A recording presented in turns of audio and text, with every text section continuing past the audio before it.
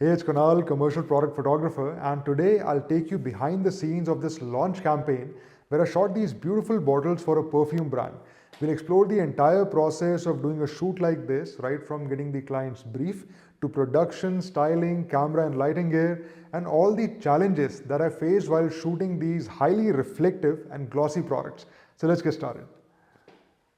Alright, so I'll open up this post on my Instagram so you can have a look at the behind the scenes of this project.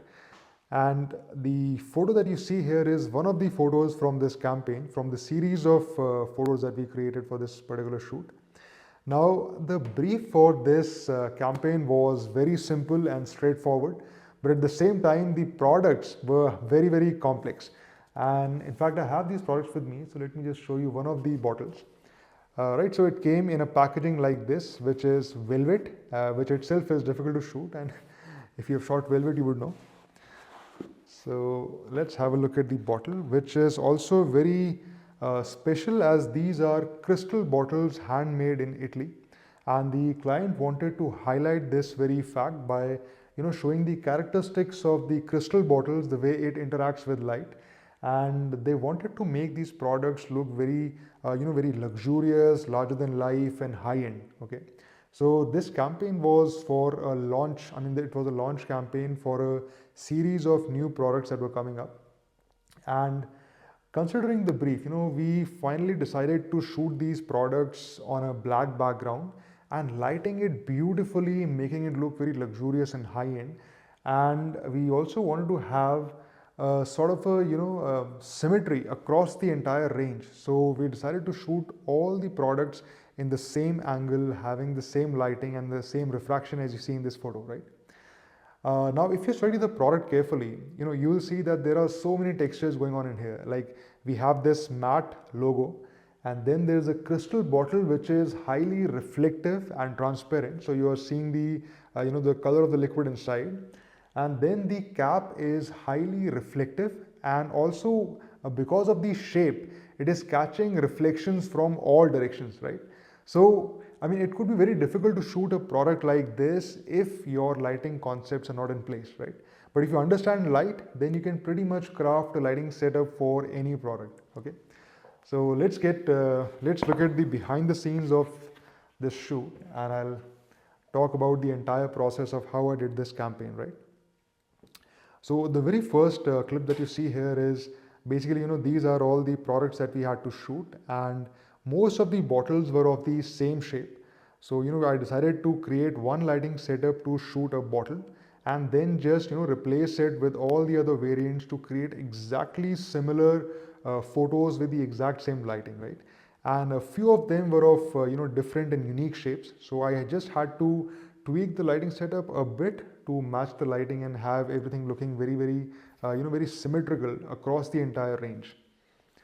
Now, again, I mean, here you see me wearing gloves because, whenever I'm shooting or whenever I'm dealing with glossy products, products that can catch fingerprints very easily, like these. I mean, if you see, you're already seeing a lot of fingerprints right here, okay?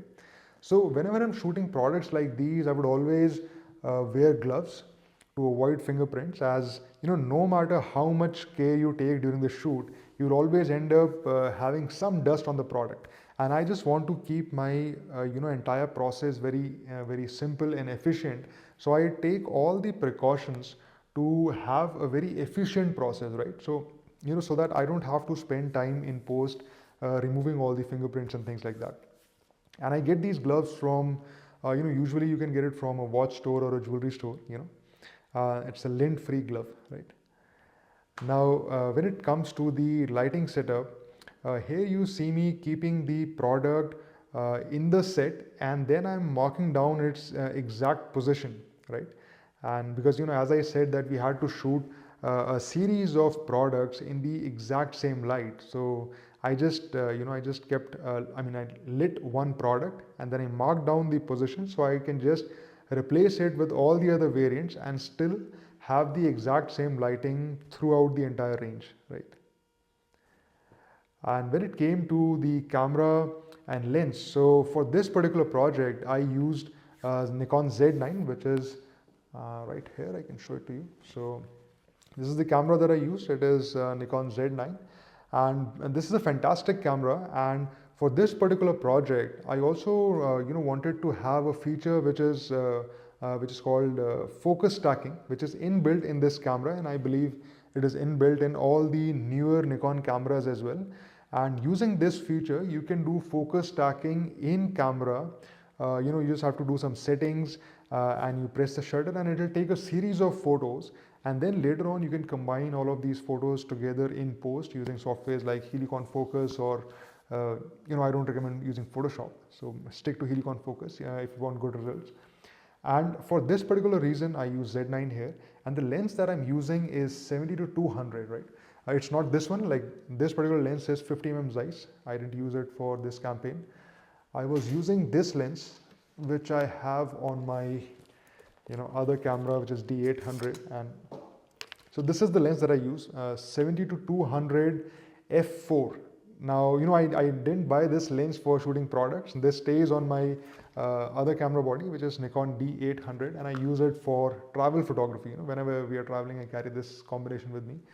But for this project, or whenever I'm doing focus stacking, I always use this particular lens as, this is the only lens that I have which has autofocus, right?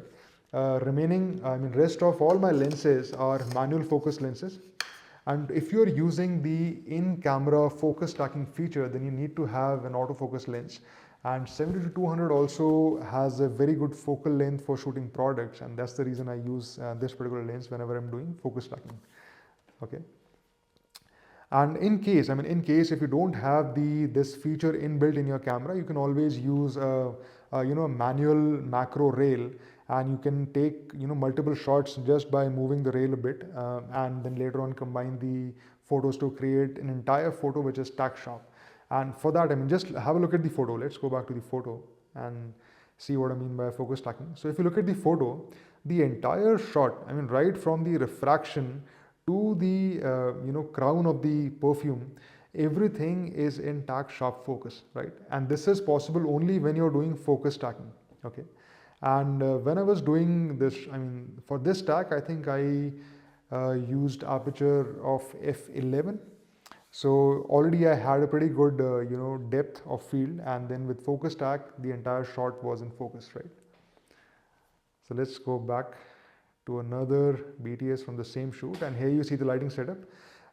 So again, whenever you're shooting highly reflective products, so this is what I do to avoid to avoid reflections, or to create pleasing reflections on the product.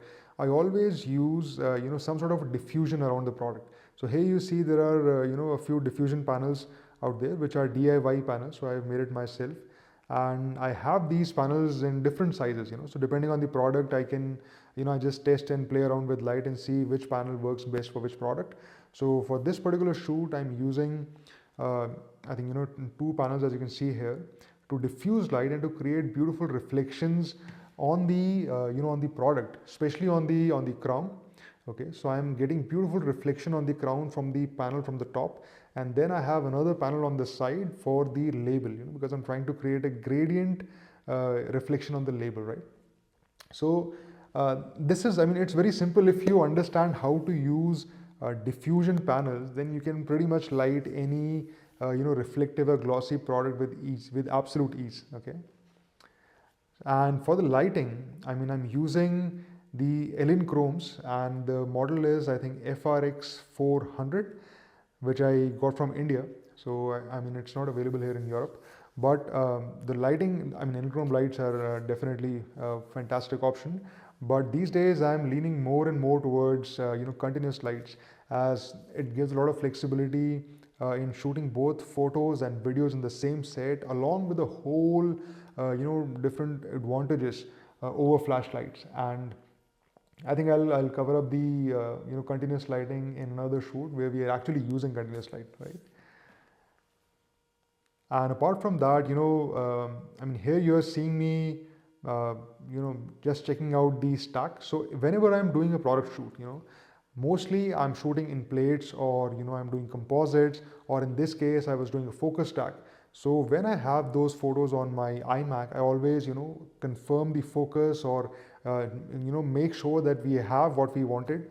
And I note down these things so that later on in the retouching stage, I have everything in place. I can just, look at the number of the photo, and I'll know what exactly, for what part of the product this photo is, right? So because sometimes, or in fact, even in this shoot, I had lit the crown separately. So I had I had a different stack for the crown and a different stack for the body, right? So I just, I always make it a point to write it down during the shoot, so that later on in the retouching phase, I have everything in place and there is no confusion at all, right? So this is pretty much how I lit this product. And in fact, let me just show you some other variants from the same shoot. So again, like this is other variant with the exact same lighting. And if you look carefully, just study the lighting, right? Look at the edge lighting. So the edge light coming right from the shoulder up to the bottom, right? And then you are getting those same edges reflected in the refraction. Okay, so a lot of attention is paid, while lighting the product, so that it looks very luxurious and high end. Okay, and sometimes what people do is, if they have to shoot a series of products, similar looking products, they would just simply change the color in post, right? But I usually avoid doing that. I prefer shooting the entire range in the set itself to get very authentic and organic results. And over the past couple of years, because I've shot a lot of especially when you're shooting cosmetics, there's always a range of products with different colors, but the same product. Like when you're shooting lipsticks or nail paints, you'll have a lot of variants, but the shape is same. So while doing all these shoots, I've figured out a workflow that I can very efficiently shoot the entire range in the same set, and at the same time have very, very organic and very realistic results, right? So I avoid changing the colors in post, and I shoot everything in camera. Okay. And in the same shoot, I also had, as I mentioned, we had some, other products which are of completely different shape. So this is one of such bottles, and a beautiful bottle, but a very, very unique shape. It was very different from these particular perfume bottles. As you can see, it had a sort of something like a diamond cut look, and the cap was also very different. So I had to modify the lighting setup a bit, but by and large, we stuck with the same, with a similar kind of a lighting, so that there's a symmetry across the entire range. Okay, so if I just go through the BTS of this one again, I'm keeping it at the exact same position as I had marked it down while I was shooting the other bottle, right? So I'm keeping it at the exact same position, so the lighting, overall lighting matches, with the rest of the products. And the lighting setup was pretty much the same. I just had to, I think, add a few cards here and there to modify the light a bit to suit the product. But by and large, it was the same. I'm using the same modifiers, the same lighting setup, the camera, everything was same, right? So whenever you're shooting a range of products or a series of products, keep the lighting setup the exact same, so that there is a symmetry throughout the range, right? The camera and lens was of course the same, and yeah, so there it is.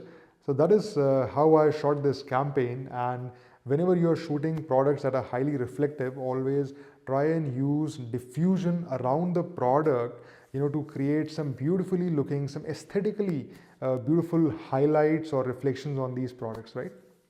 So that is pretty much it. If you have any questions or thoughts, please do leave it in the comments, and I'll see you guys in the next one. Cheers.